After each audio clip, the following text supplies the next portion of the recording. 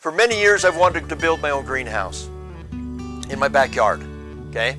And when I decided to finally go ahead and make it happen, I found that getting approval for adding one to my property was more difficult than I had imagined. First off, believe it or not, we don't even own our property we live on. We rent.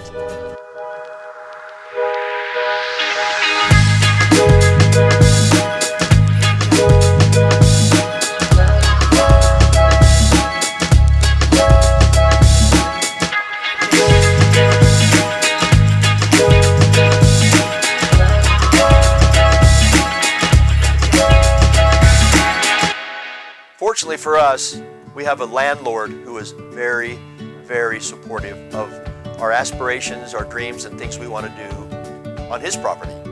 He's allowed us to do many things on this land that we would have done if it was our own, okay? Finally able to get my greenhouse done just before the end of 2020, just about when COVID started to hit. And it was truly a lesson learned for sure, and definitely a blessing, okay?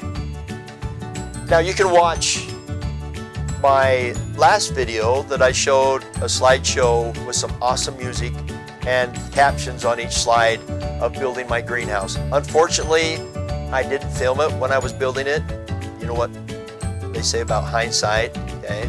So if you're considering building a greenhouse in your backyard, then here's some things you should know before you buy one or build one, okay? If you are in an area with subdivision requirements, you've got homeowners association regulations and CC&Rs and all that kind of stuff.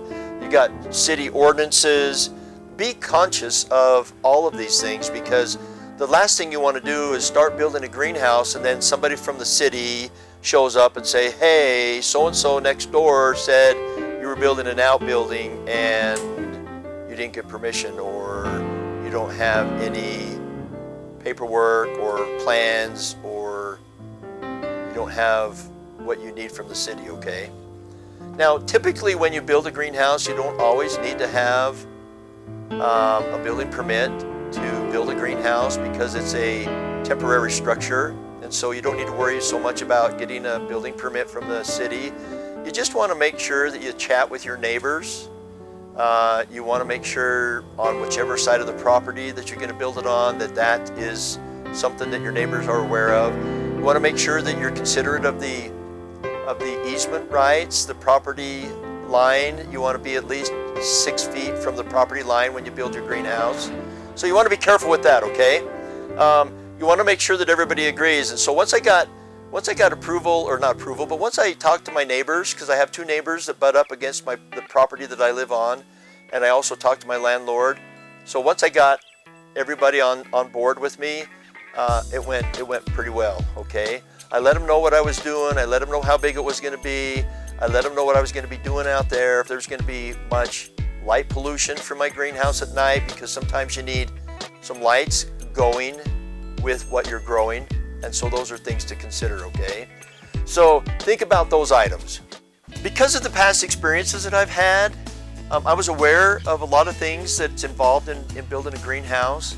Unfortunately, for most people, they don't find out about the rules until it's too late. I knew what I wanted in my greenhouse as far as the size and the height, the shape, what materials I was going to use to build it out of, and then where I wanted to place it on my property. And because it was the last thing that I requested to add to my landlord's property, I had to locate it in a corner close to two property lines. So again, I had to talk to 2 property owners, and then I got the approval from my landlord to go ahead and do it. And he's tickled pink that I did it, because it's a nice greenhouse. And you'll find with my last video, sorry again that it's just a slideshow, but go back and watch it. It's awesome.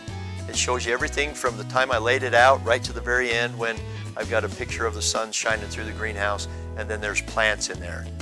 I think you'll like it. It took me about 2.5 months from start to finish to finish my greenhouse. And I was very fortunate to build a 12 by 20 greenhouse, pictured here, for under $1,000. That's right, $1,000.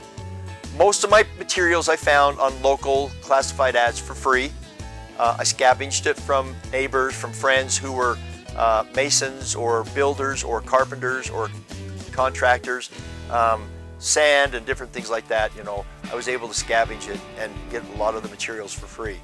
Had my son-in-law help me do all my electrical and put that in. I did most all my plumbing, and had some good friends help me stretch the soft poly over the frame to get that on. Do your homework.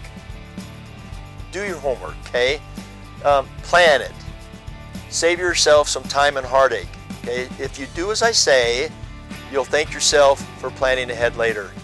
Planning to me is one of the most important things that you can do in building or growing in a greenhouse, transplanting into your garden. Thanks for watching my video. Thanks for subscribing. If you haven't already, please do. It helps build my confidence in what I'm doing, and like anybody else, it's going to get better. We're going to become more professional. You're going to love watching all the videos. I'll leave a few of the goofy things in there because I'm a goofy person, okay? So if I mess up and I don't take it out, hey, just enjoy it, okay? If you haven't subscribed again, subscribe to my channel. If you like what you've watched, please hit the like button. And by all means, please share it with others. We're trying to help teach each other on Gardening Gone Wild. So until next time, I'm Mark V. Dub, Gardening Gone Wild. Have a great day, and we'll see you again.